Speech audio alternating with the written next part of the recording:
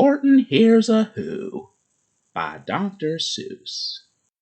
On the 15th of May, in the Jungle of Nool, in the heat of the day and the cool of the pool, he was splashing, enjoying the jungle's great joys, when Horton the elephant heard a small noise.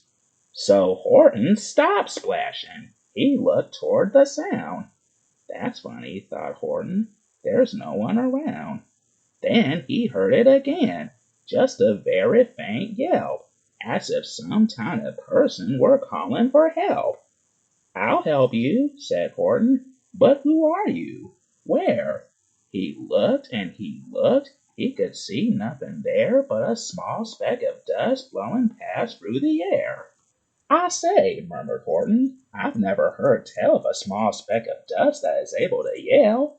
So you know what I think? Why, I think that there must be someone on top of that small speck of dust. Some sort of a creature of very small size, too small to be seen by an elephant's eyes. Some poor little person who's shaken with fear that he'll blow in the pool. He has no way to steer. I'll just have to save him, because after all, a person's a person, no matter how small." So gently, and using the greatest of care, the elephant stretched his great trunk through the air, and he lifted the dust speck and carried it over and placed it down safe on a very soft clover. "Humph!"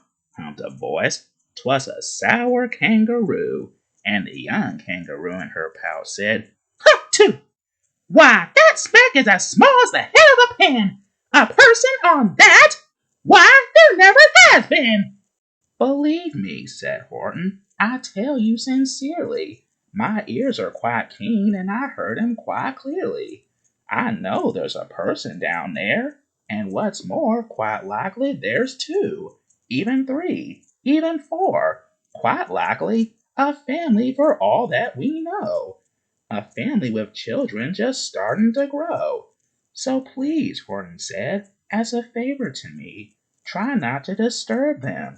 Just please let them be." "I think you're a fool," laughed the sour kangaroo, and the young kangaroo in her pouch said, "Me too! You're the biggest blame fool in the Jungle of Nool." And the kangaroos plunged in the cool of the pool. "What terrible splashing!" the elephant frowned. "I can't let my very small persons get drowned. I've got to protect them. I'm bigger than they." So he plucked up the clover and hustled away. Through the high jungle treetops the news quickly spread. "He talks to a dust speck! He's out of his head! Just look at him walk with that speck on that flower!" And Horton walked worrying almost an hour. "Should I put this speck down?" Horton thought with alarm. "If I do, these small persons may come to great harm. I can't put it down, and I won't. After all, a person's a person, no matter how small." Then Horton stopped walking. The speck voice was talking. The voice was so faint he could just barely hear it. "Speak up, please," said Horton. He put his ear near it. "My friend," came the voice, "you're a very fine friend. You've helped all us folks on this dust speck no end. You saved all our houses, our ceilings and floors. You saved all our churches and grocery stores." "You mean," Horton gasped, "you have buildings there too?" "Oh yes," piped the voice, "we most certainly do." "I know," called the voice, "I'm too small to be seen, but I'm mayor of a town that is friendly and clean. Our buildings to you would seem terribly small, but to us, who aren't big, they are wonderfully tall. My town is called Whoville, for I am a Who, and we Whos are all thankful and grateful to you." And Horton called back to the mayor of the town, "You're safe now. Don't worry, I won't let you down." But just as he spoke to the mayor of the speck, 3 big jungle monkeys climbed up Horton's neck. The Wankersham brothers came shouting, "What a rot! This elephant's talking to who's who are not. There aren't any who's, and they don't have a mare. And we're going to stop all this nonsense, so there." They snatched Horton's clover. They carried it off to a black-bottomed eagle named Vladikoff, a mighty strong eagle of very swift wing, and they said, "Will you kindly get rid of this thing?" And before the poor elephant even could speak, that eagle flew off with the flower in his beak.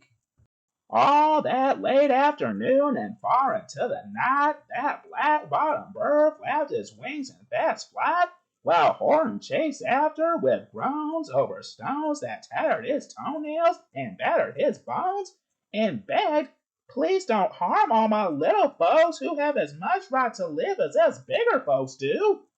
But far, far beyond him, that eagle kept flapping and over his shoulder called back, "Quit your yapping, I'll fly the night through. I'm a bird, I don't mind it, and I'll hide this tomorrow. Well, you'll never find it." And at 6:56 the next morning, he did it. It was a terrible place that he hid it. He let that small clover drop somewhere inside of a great patch of clovers 100 miles wide.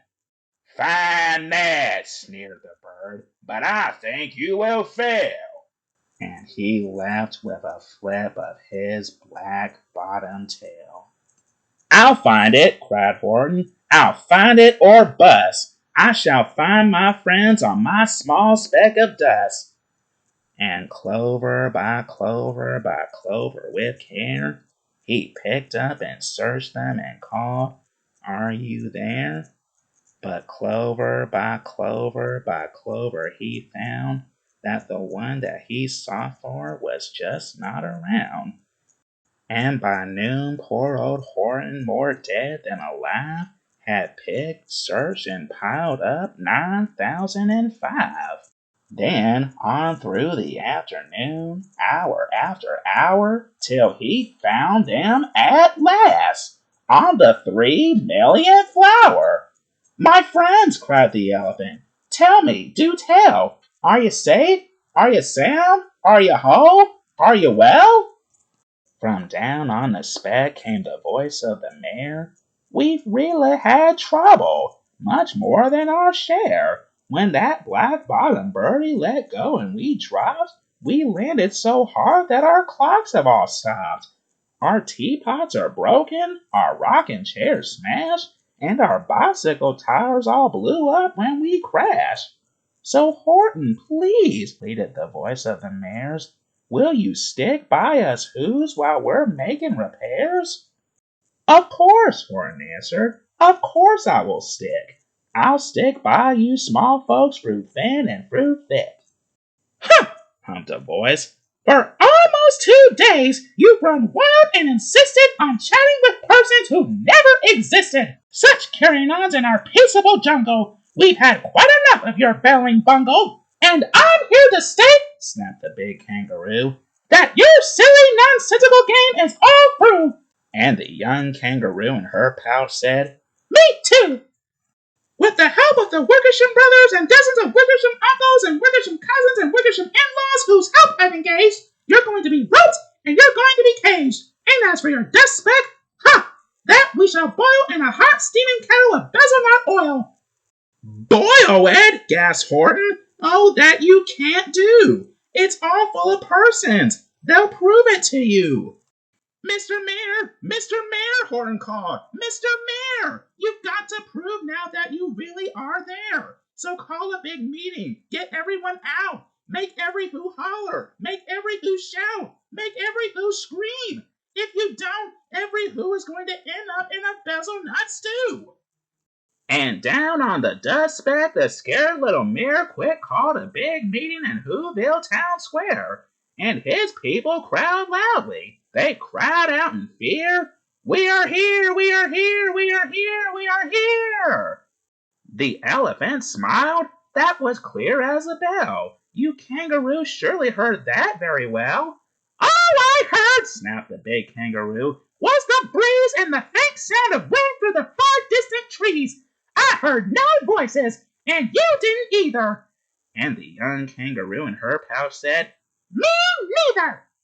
Grab him, they shouted, and catch the big dope. Muzzle his stomach with 10 miles of rope. Tie the knots tight so he'll never shake loose. Then dunk that dumb speck in the bezel-nut juice. Horton fought back with great vigor and vim, but the Wickersham gang was too many for him. They beat him, they mauled him, they started to haul him into his cage. But he managed to call to the mare, Don't give up! I believe in you all! A person's a person, no matter how small. And you very small persons will not have to die if you make yourselves heard. So come on now and try! The mare grabbed a tom-tom. He started to smack it. And all over Whoville they whooped up a racket. They rattled tin kettles, they beat on brass pans, on garbage pail tops and old cranberry cans. They blew on bazookas and blasted great toots on clarinets, oompas and boompas and flutes. Great gusts of loud racket rang high through the air. They rattled and shook the whole sky. And the mare called up through the howling mad hullabaloo, Hey Horton, how's this? Is our sound coming through? And Horton called back, I can hear you just fine, but the kangaroo's ears aren't as strong quite as mine.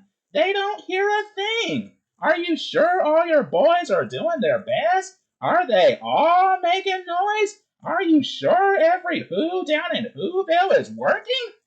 Quick, look through your town. Is there anyone shirking? Through the town rushed the mare from the east to the west. But everyone seemed to be doing his best. Everyone seemed to be yapping or yipping. Everyone seemed to be beeping or bipping. But it wasn't enough, all this ruckus and roar. He had to find someone to help him make more.